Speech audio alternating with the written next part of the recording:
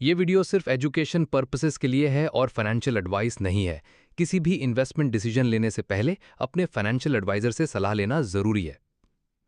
नमस्ते दोस्तों, मैं हूं विक्रम और आप देख रहे हैं मार्केट टॉक्स विद विक्रम, जहां हम मार्केट की बात करते हैं लेकिन हमेशा समझदारी के साथ। दोस्तों, आज का मार्केट सेटअप एकदम स्पेशल है। एक तरफ रूपी ने अपना सबसे बड़ा उछाल दिखाया है और जीएसटी रिफॉर्म्स की उम्मीद से पूरे बाजार में नया ऑप्टिमिज्म आ गया है। दूसरी तरफ ग्लोबल फ्रंट पर प्रेशर बना हुआ है। नैस्डैक की गिरावट, फेड की पॉलिसी सिग्नल्स और जैक्सन होल सिंपोजियम के आगे अनसर्टेनिटी। क्वेश्चन ये है कि इन दोनों कॉन्ट्रास्टिंग सिग्नल्स के बीच इंडियन मार्केट का अगला मूव कैसा होगा। क्या निफ्टी और बैंक निफ्टी अपने नो ट्रेडिंग जोन तोड़कर एक नया ट्रेंड शुरू करेंगे या फिर एफआईआईज की सेलिंग का प्रेशर मार्केट को नीचे खींच लेगा। अगर आप स्टॉक मार्केट में नए हैं या अभी भी कंफ्यूज्ड हैं कि शुरुआत कहां से करें, तो मेरी special learn stock market zero to hero series जरूर देखें। लिंक डिस्क्रिप्शन में दिया गया है। बिगिनर्स के लिए यह सीरीज बहुत ही यूजफुल साबित होगी। और अगर आप नए व्यूअर हैं तो चैनल को सब्सक्राइब करना मत भूलना। यहां आपको हर दिन मिलता है प्री मार्केट से लेकर मार्केट क्लोज तक का एक डिटेल्ड एनालिसिस, जो किसी भी ट्रेडर या इन्वेस्टर के लिए वैल्यूएबल हो सकता है।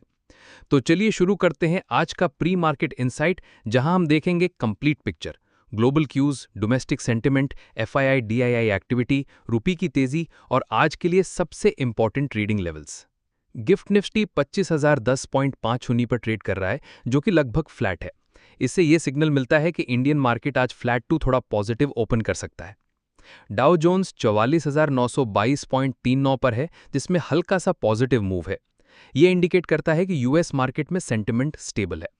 नैस्डैक 21,307.71 पर क्लोज हुआ, जिसमें 1.49% की बड़ी गिरावट देखने को मिली है।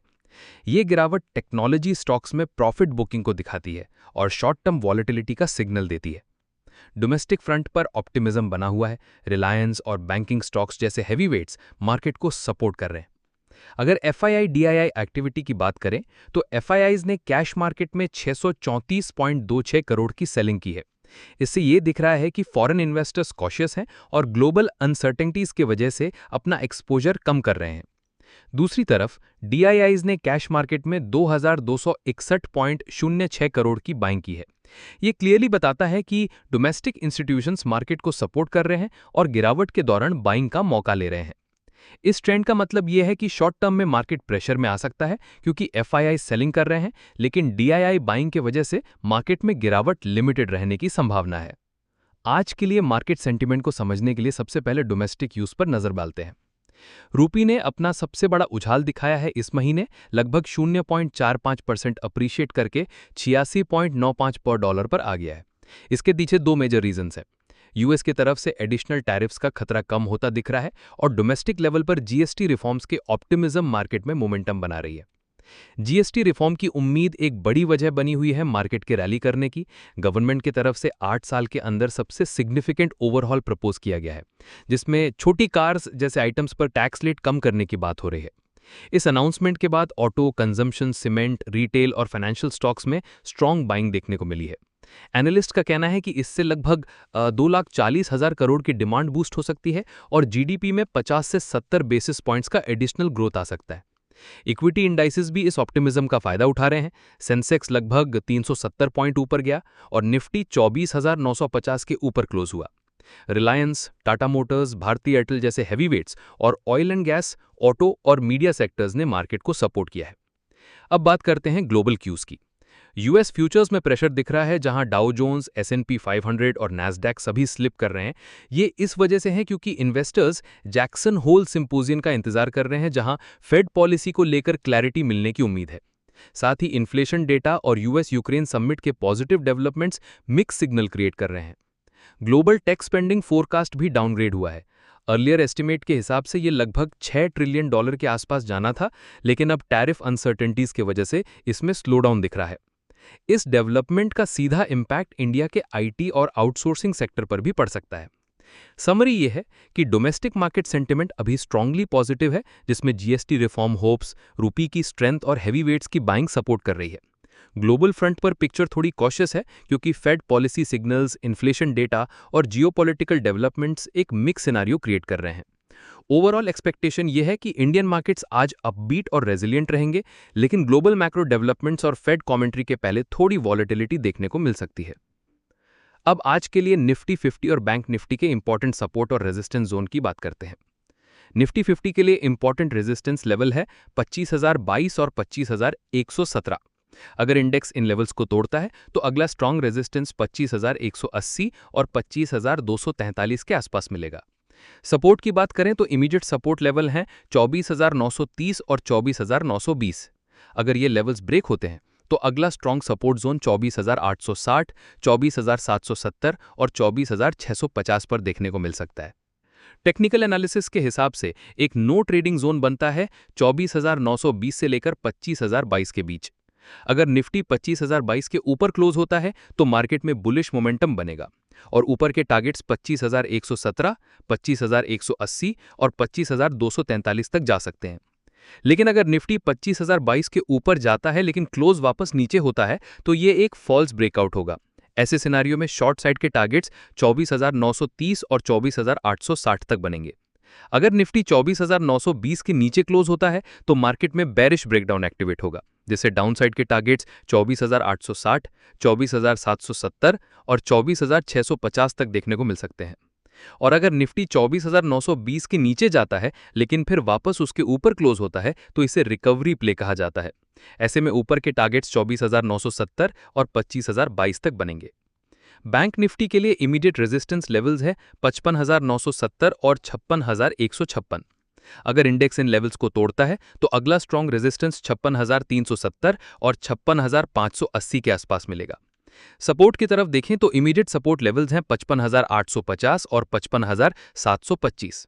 अगर ये लेवल्स ब्रेक होते हैं तो अगला स्ट्रॉन्ग सपोर्ट जोन 55,650, 55,579 और 55,469 पर देखने को मिल सकता है। टेक्निकल एनालिसिस के हिसाब से बैंक निफ्टी में एक नो ट्रेडिंग जोन बनता है 55,725 से लेकर 55,970 के बीच। अगर बैंक निफ्टी 55,970 के ऊपर क्लोज होता है तो मार्केट में बुलिश मोमेंटम बनेगा और ऊपर के टारगेट्स 56,156, 56,370 और 56,580 तक जा सकते हैं। लेकिन अगर बैंक निफ्टी 55,970 के ऊपर जाता है लेकिन क्लोज नीचे होता है तो ये एक फॉल्स ब्रेकआउट होगा। ऐसे सिनेरियो में शॉर्ट साइड के टारगेट्स 55,850 और 55,650 तक बनेंगे। अगर बैंक निफ्टी 55,725 के नीचे क्लोज होता है तो बेरिश सिनेरियो एक्टिवेट होगा, जिसमें डाउनसाइड के टारगेट्स 55,579, 55,469 और 55,236 तक जा सकते हैं। और अगर बैंक निफ्टी 55,725 के नीचे जाता है लेकिन फिर वापस उसके ऊपर क्लोज होता है तो इसे रिकवरी पैटर्न कहा जाता है। ऐसे में ऊपर के टारगेट्स 55,850 और 55,950 तक बनेंगे। अब हम बात करेंगे उन स्टॉक्स के बारे में जो आज के ट्रेडिंग सेशन में स्पॉटलाइट में रहने वाले हैं। आदित्य इन्फोटेक के Q1 रिजल्ट्स काफी स्ट्रांग रहे हैं। प्रॉफिट 46% ऊपर आया है और रेवेन्यू भी 740 करोड़ तक पहुंच गया है। GNG इलेक्ट्रॉनिक्स ने भी जबरदस्त ग्रोथ दिखाई है। प्रॉफिट 52% जंप हुआ है और रेवेन्यू 22% बढ़ा है। साथ ही इलेक्ट्रॉनिक्स बाजार के लिए कॉर्पोरेट गारंटी भी एक्सपेंड की गई है। लॉयड्स मेटल्स एंड एनर्जी ने एक बड़ा ट्रिगर पकड़ा है क्योंकि कंपनी तांडसी 3 कोकिंग कोल माइन की सक्सेसफुल बिडर बनी है। ये माइन MP महाराष्ट्र बॉर्डर पर है, जिसमें 23 मिलियन मेट्रिक टन से ज्यादा रिजर्व्स हैं। इन्फो एंड इंडिया के CFO और होल टाइम डायरेक्टर चिंतन ठक्कर ने रेजिग्नेशन दे दिया है, जो नवंबर 2025 से इफेक्टिव होगा। इससे कंपनी की लीडरशिप स्ट्रक्चर में चेंजेस आ सकते हैं। पेटीएम यानी 197 कम्युनिकेशंस भी फोकस में है। मोतीलाल ओसवाल AMC ने 26 लाख से ज्यादा शेयर्स खरीदकर अपनी स्टेक 5.15% तक बढ़ा ली है। इंड्योरेंस टेक्नोलॉजीज ने ABS और डिस्क ब्रेक सिस्टम सेगमेंट में 135 करोड़ का एक्सपेंशन प्लान अप्रूव किया है, जो FY26 के एंड तक कंप्लीट होने की एक्सपेक्टेशन है। फीनिक्स मिल्स भी न्यूज में है क्योंकि CCI ने उनके subsidiary island star mall development में कनाडा पेंशन प्लान के एग्जिट को अप्रूवल दे दिया है। अब ये डील शेयर होल्डर्स और रेगुलेटर्स के ग्रीन सिग्नल पर डिपेंड करेगी। और रिगाल रिसोर्सेज आज अपने SME प्लेटफॉर्म पर लिस्ट हो रहा है, जिस वजह से ये स्टॉक भी ट्रेडर्स की रडार पर रहेगा। तो दोस्तों, ओवरऑल पिक्चर ये है कि डोमेस्टिक क्यू स्ट्रांग है, लेकिन ग्लोबल अनसर्टेनिटी की वजह से थोड़ी वॉलेटिलिटी आ सकती है। इसलिए अपना रिस्क मैनेज करके ही ट्रेड करें। अगर आपको ये एनालिसिस वैल्यूएबल लगा हो तो वीडियो को जरूर लाइक करें। कमेंट में बताएं कि आज आप किस सेक्टर या स्टॉक पर फोकस कर रहे हैं। और अगर अब तक चैनल सब्सक्राइब नहीं किया तो अभी करें, क्योंकि यहाँ डेली प्री मार्केट से लेकर मार्केट क्लोज तक की अपडेट मिलती है।